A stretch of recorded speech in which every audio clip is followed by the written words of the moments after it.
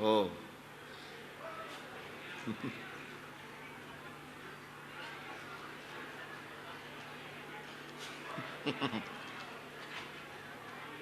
इसका हिंदी बताओ, हमको तो हिंदी नहीं आती।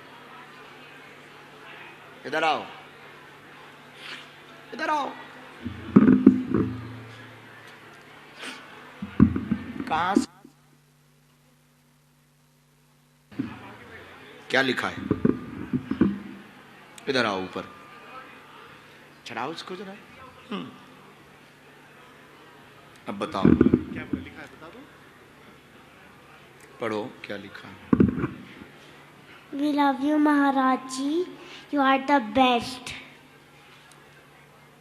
I'm best. हाँ. No.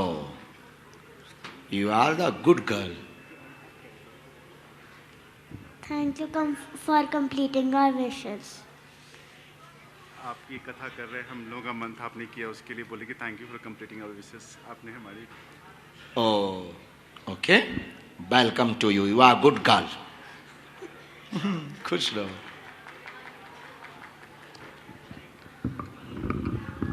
बच्ची को ताली बजाओ, वेरी गुड।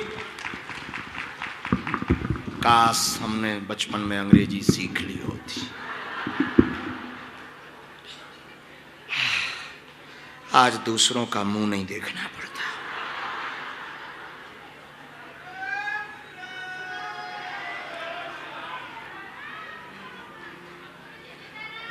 सीताराम, हमारे जमाने में अंग्रेजी चलती ही कम थी, 5वीं के बाद आती थी। हाँ, फर्स्ट से नहीं आती थी, 5वीं के बाद, 6वीं से, वही 5वीं के बाद आती थी। हाँ, तब तक गाड़ी बहुत आगे निकल जाती थी।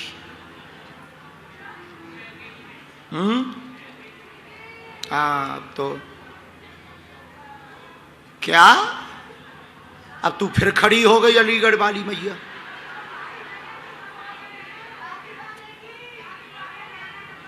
राखी बांधेगी, रक्षाबंधन है क्या?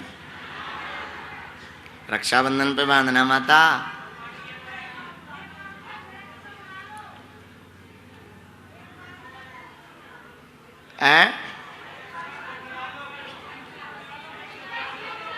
मंच पे बुलाएं, भजन गाएगी।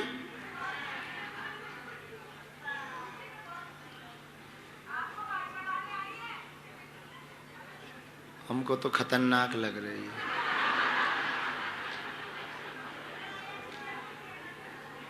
आजा मात, अकेली है?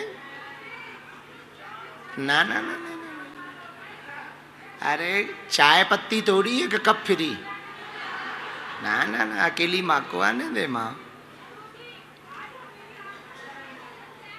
सत्यनारायण भगवान की जय, वृंदावन बिहारी लाल की जय, बद्रीनाथ भगवान की जय, बागेश्वर की जय।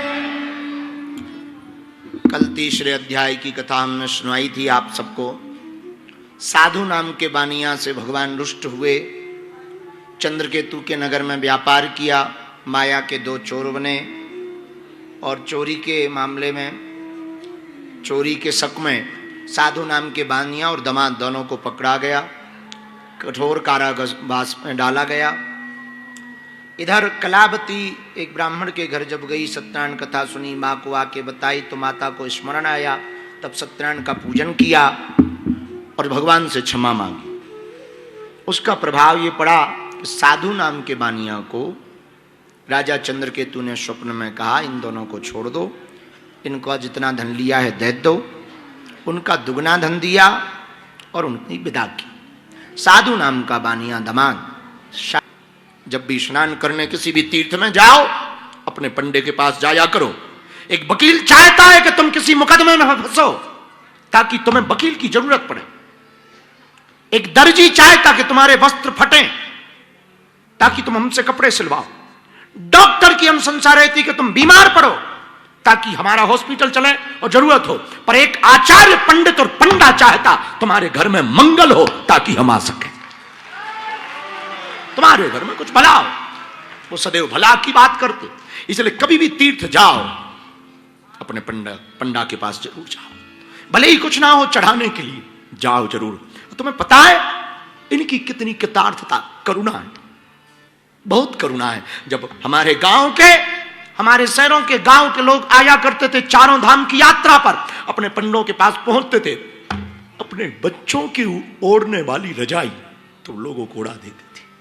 ठंड बहुत है, ओढ़ लो, पूड़ी बन गई है, खा लो। और कभी कभी जाते जाते जब जजमान बोलता, पंडित जी किराया नहीं है, कोई बात नहीं, ये किराया रख लो, जब हम वापस आएंगे गांव चुका देना, चुका देना। और फिर वो गांव आते थे, 5-5, 6-6 किलोमीटर पैदल चलकर 3-3 महीने घर से बाहर रहते थे। इस तीर्थों को, तीर्थ की महिमा को जन जन तक पहुंचाने का सबसे बड़ा कार्य पंडों ने और आचार्यों ने किया। उनके प्रति कृतज्ञता जरूर रखना, बहुत कृतज्ञता रखना। तुम्हारे पूर्वजों ने बहुत कृतज्ञता रखी पंडों के प्रति, तुम भी रखना। भारत को जातिवाद में मत धकेलना और जातिवाद की दृष्टि से मत देखना, हमारी परंपरा की दृष्टि से देखना। जैसे कंप्यूटर में हमारा डाटा सेफ रहता है, वैसी पंडों के पास हमारे पूर्वजों का नाम सुरक्षित रहता है। कभी भी तीर्थ जाओ, ये यहां की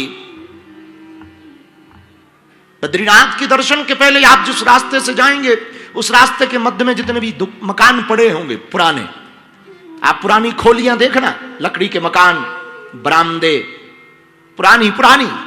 कभी हमने तो बहुत देखा इन रातों में, 21 रातों में, कभी कभी हम महाराज जी के साथ तब तो कुंड जाते थे रात को 12-1 बजे के बीच में। रात को जब रात को जाते थे तो सब सन्नाटा मिलता था बद्रीनाथ की गली में।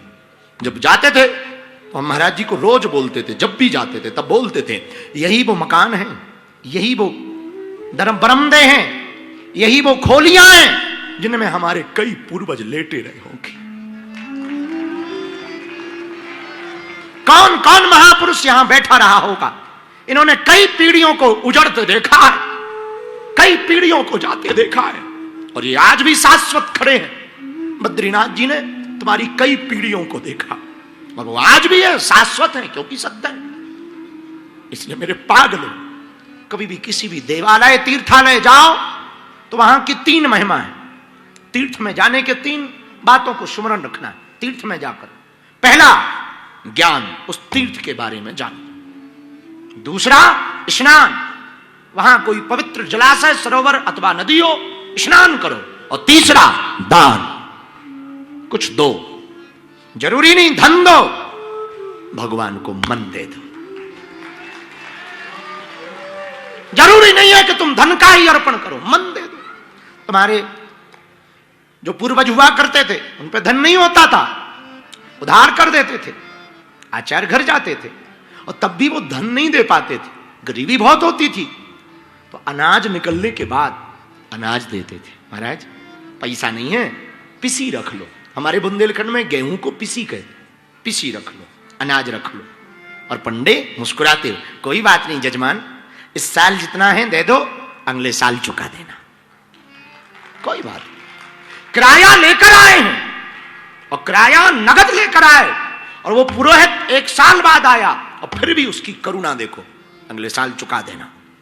इसलिए हरिद्वार, बद्रीनाथ, गया जी, प्रयागराज, इन तीर्थों में जब भी जाएं अपने आचार्य के पास थोड़ी देर के लिए जाएं और रजिस्टर में नाम जरूर लिखें, ताकि तुम्हारे आने वाले बेटे धोखे से यदि संस्कारवान रहे, तुम्हारी आने वाली पीढ़ी यदि संस्कारवान रही और कभी वो बद्रीनाथ आएगी तो वो पत्र पढ़ करके कम से कम तुम्हारी लिखे हुए हस्ताक्षरों को चूम तो पाएगी कि ये हमारे दादा का लिखा हुआ है, छू तो पाएगी, ये हमारे परदादा का है, दादा का है, कम से कम छू तो पाएगी।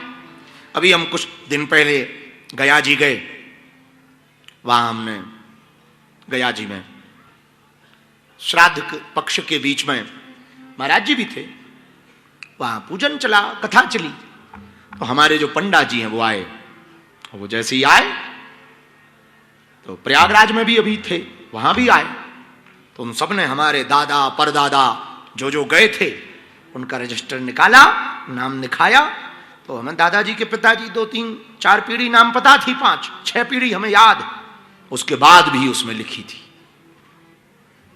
राम सेवक, गोले, मुरलीधर, सब क्रम से लिखे हुए थे, कौन कब आया, कौन से संबत में आया। और हस्ताक्षर हमारे दादा गुरु जिनसे हमने विद्या पाई उनके भी हमने हस्ताक्षर, हमारे धाम पे नहीं है उनके हस्ताक्षर, लेकिन प्रयागराज के पंडा के पास में हमारे दादा गुरु के हस्ताक्षर। तो देखा, मन तो मने लगता ही है जी, इसलिए तीर्थ जाओ। तो हमारी प्रार्थना है हाथ जोड़ करके आप सबसे अपने पंडों के प्रति भावना रखो, खूब रखो। यहाँ के पंडों ने, पूर्वज पंडों ने बहुत कार्य किया, तब संपूर्ण देश भर में बद्रीनाथ जी की महिमा पहुंची है। तो आज की कथा का सूत्र तो बहुत प्यारा था। पहला था बैलेंस, दूसरा निराकार साकार, तीसरा रूप अनेक है भगवान एक, चौथा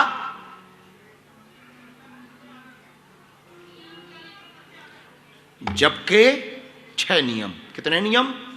6 नियम। और 5वां शरणागति। शरणागत भक्त बन जाओगे तो भगवान के पास नहीं जाना पड़ेगा, भगवान चल करके हमारे पास आएंगे। इसी के साथ आज की हम कथा को प्रारंभ कर रहे हैं। सत्यनारायण के लिए आप तुलसी पत्र ले लो और तुलसी पत्र लेने के बाद में आज आप सबको हम मिलेंगे भी, भभूति भी बांटेंगे।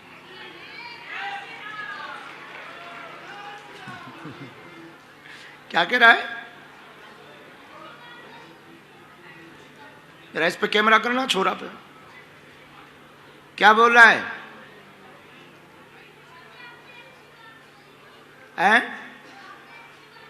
क्या अच्छी बात बोली? अच्छा, आज भभूति बांटेंगे। तो अब तक बुरी बातें बोलते रहे, नक्कटा बैठ जा। ठीक है, थैंक यू वेरी मच।